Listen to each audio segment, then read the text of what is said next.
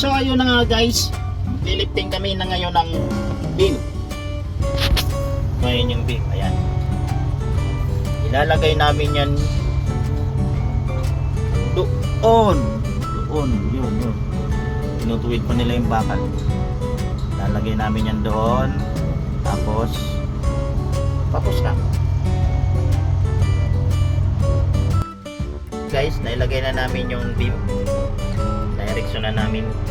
Hindi ko lang ano yung actual na paglagay kasi walang tigahawak ng camera. Ako lang.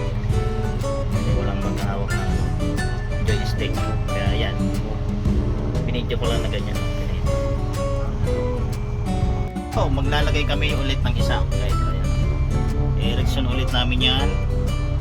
Ilalagay ulit nyo sa pangalawang lagayan ng beam.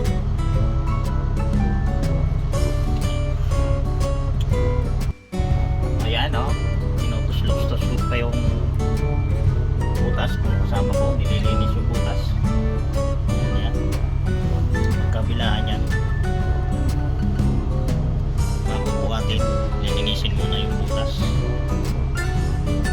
So ayun na nga guys, nailagay na namin yung isang beam uli. Ay, pangalawa na pala yan. Nilagay na namin. Oh, ayan na. Parang magic lang eh, di ba?